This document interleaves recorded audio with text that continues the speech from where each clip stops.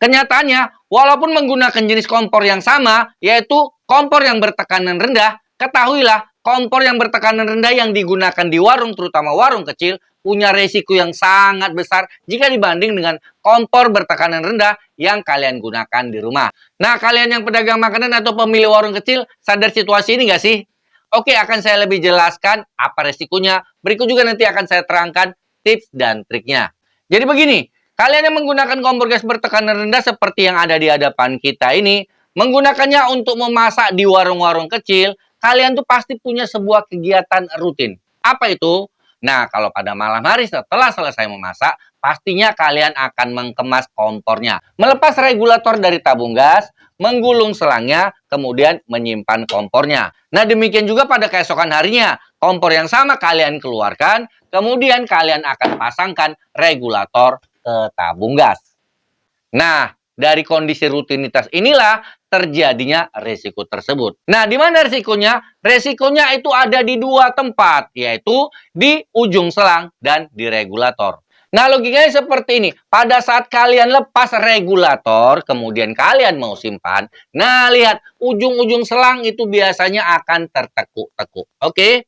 Dimana kalau semakin tertekuk atau tekukannya kasar, itu akan bikin klem menjadi gampang rusak dan pecah. Dan konsekuensinya kalau klemnya pecah secara otomatis ikatan tidak lagi kencang dan selang itu bisa jadinya kendur. Nah, dari kondisi selang yang kendur tersebutlah bisa merembes gas. Dan tentunya ini akan sangat berbahaya. Nah, lalu bagaimana tipsnya untuk mengurangi resiko ini? Gampang, kalian bisa gunakan sekaligus 2 buah klem untuk di tiap ujung selang. Nah, jadi kalau biasanya kalian hanya menggunakan 1 klem, kalian bisa gunakan 2 klem. Di mana kalau 1 klem pecah, maka masih ada 1 klem lagi yang akan mampu menahan dan akan bikin selangnya itu tetap terikat dengan kencang. Nanti setelah proses memasak, kalian baru ganti klemnya yang rusak. Nah, hal yang sama bisa kalian lakukan pada ujung selang satu lagi yang terpasang ke kompor ya. Nah, lanjut sekarang titik resiko yang kedua. Tadi sudah saya sebutkan resikonya adalah di bagian regulator, yaitu tepat di sambungan. Di mana dengan adanya rutinitas memasang dan melepas regulator, maka akan ada 2 komponen yang gampang mengalami kerusakan. Terutama jika kalian masih menggunakan regulator yang seperti ini, yang hanya menggunakan 1 pengunci. Nah, 2 komponen tersebut adalah 1. Karet tabung gas. Nah, dengan posisi dipasang dan dibuka, maka secara otomatis karet tabung gas akan KO sebelum waktunya. Dan berikutnya, yang bisa bermasalah adalah besi pengunci atau besi pengait regulator.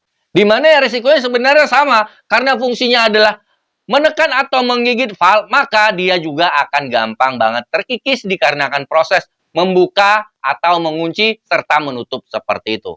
Nah, lalu bagaimana tipsnya agar resiko tersebut itu semakin minim terjadi? Gampang, silakan kalian upgrade regulator gas kalian. Misalnya nih, kalian bisa ganti ke regulator Superlock GRS 01. Nah, regulator GRS 01 dari Superlock ini punya besi pengunci yang jauh lebih besar dari yang bawaan regulator yang konvensional seperti ini. Tuh lihat, besi penguncinya besar banget. Dijamin cengkramannya lebih kuat, lebih kencang, dan lebih tahan lama.